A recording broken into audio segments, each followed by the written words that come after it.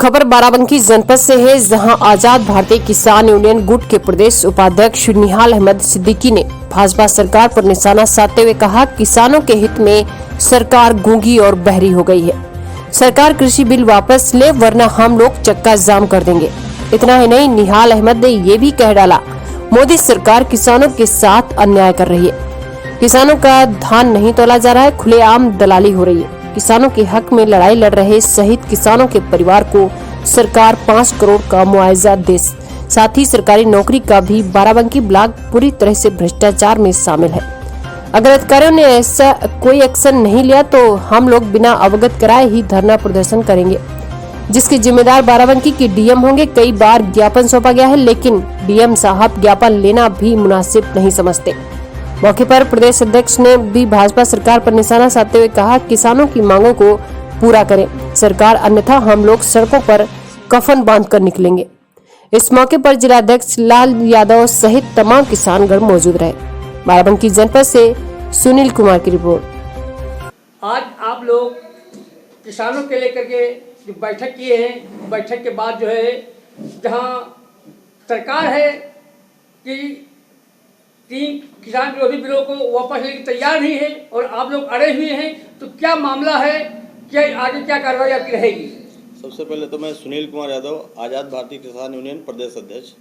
और मेन मुद्दा हम लोगों का ये है कि हमारे किसान भाई वहाँ दिल्ली में खुले आसमान के नीचे जो है वहाँ बैठे हुए हैं और तानाशाही सरकार जो है उनको आज तक कोई काम नहीं सुन रही है। और सबसे मेन चीज़, जो हमारे किसान भाई शहीद हुए हैं उनको शहीद का दर्जा दिया जाए और उनको घर में जो उनका कोई पढ़ा लिखा हो उसको जो है सरकारी नौकरी दी जाए।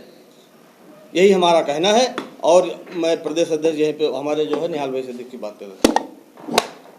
निहाल भाई, माननीय नरेंद्र मोदी जी कह रहे हैं कि हमारे जो 3 कानून बिल पास किए हैं उनमें जो कमियां हो बताइए कि वापस नहीं लेंगे, तो उसमें कोई कमी है? क्या मामला है जो आप लोग अड़े हुए हैं, कौन सी कमी है? नमस्कार। सबसे पहले मैं अपना परिचय देना चाहूँगा। मेरा नाम निहाल अहमद सिद्दीकी है। मैं आज़ाद भारतीय किसान यूनियन का प्रदेश उपाध्यक्ष हूँ। सरकार ने जो 3 बिल पास किए हैं वो ऐसी कमरों में बैठ के पास कर दिए गए हैं, जिनको ये तक नहीं पता है गेहूं और गेहूं के मामले में क्या फ़र्क होता है। जब किसान नहीं चाह रहा है कि हमें ये बिल चाहिए, तो ज़बरदस्ती वो थोपने वाले कौन होते हैं हम लोगों के ऊपर? अच्छा, जैसे मान लिया बाराबंकी जनपद ही पूरे प्रदेश और देश में धान का रेट 1888 रुपये 1868 रुपये है, लेकिन उसके बावजूद भी किसान 9-10 रुपये किलो बेचने के लिए मजबूर है। यहाँ तक कि भाजपा सरकार के यहाँ भाजपा के जनपद के सांसद उपेंद्र रावत जी ने भी एसवाई को कुछ कहा है, उनको जानकारी में है कि हाँ यहाँ पर गलत हो रहा है। उसके बावजूद भी क्या प्रधानमंत्री नरेंद्र मोदी तक ये नहीं दिख रहा है कि यहाँ पर जो बिचौलिया धान 9-10 रुपये खरीदे, किसानों के आगे दूरे के लिए वादा किया था, परंतु आधी से भी कम है। इस बारे में क्या कहना है? जब अभी ये हालत है किसान की कि 18 रुपये 68 पैसे मूल्य है इसका, उसके बावजूद 9 रुपये में बिक रहा है, तो ये जब बिल लागू कर दिया जाएगा तो ये 4 रुपये में बिकेगा और किसान को मजबूरी में बेचना पड़ेगा।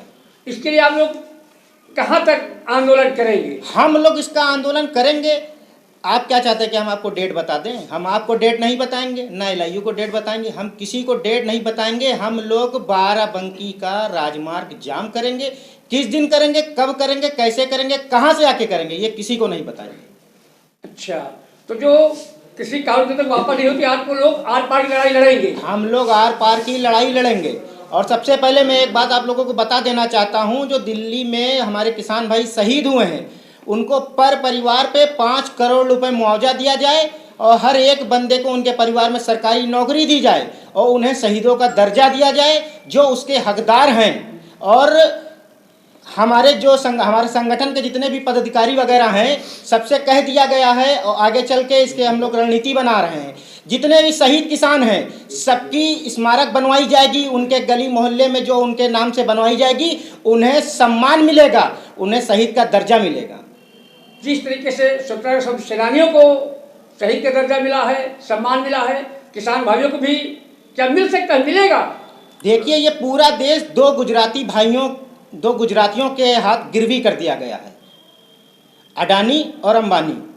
पूरा देश उनके हाथों गिरवी कर दिया गया है अब ये कृषि प्रधान देश नहीं, ये बनेगा बड़ा उद्योगपतियों का देश। हम लोग गुलाम बनेंगे, हिटलर शाही चलेगी, जो तानाशाही चल रही है। हम लोगों को आपस में जाति धर्म के नाम पे लड़ा के ये सरकार सिर्फ अपना उल्लू सीधा कर रही है। एक हिटलर आए थे, बहुत दिन उन्होंने राज किया, उनका एक लेख है कि मुर्गी के सारे पंख नोच दो, उसके बाद में एक एक दाना डालो, वो आपके पीछे जाएगी। हम लोगों को अपने रोजमर्रा के खाने पीने में इतना उलझा दिया गया कि हम लोग आगे सोच नहीं पा रहे हैं। जो किसान भाई सोचे हैं वो सरहद पे बैठे हुए हैं और हम सब लोग उनके साथ हैं। हम लोग वहां अगर नहीं जा पा रहे हैं तो ऐसा नहीं हमारे संगठन के लोग नहीं हैं, हमारे राष्ट्रीय वाहन और राष्ट्रीय अध्यक्ष हमारे माननीय अजीत पांडे जी वहीं पर हैं और हम लोग यहाँ पर बैठे हैं। अपने अपने जिले में हम लोग से जो बन पड़ेगा करेंगे और सरकार को एहसास दिला देंगे कि अब ये तानाशाही सरकार, हिटलर वाली सरकार नहीं चलेगी। प्रधानमंत्री नरेंद्र मोदी से फायदे का सौदा था ताजमहल, उसको बेच दिया, लाल किला बेच दिया, रेलवे बेच दिया, ये सब बेच रहे हैं। तो इसके बारे में आपका क्या कहना है, इसके लिए आप क्या करेंगे? भाई अभी तो शुरुआत है, वो पूरा देश बेच चुके हैं 2014 में ही।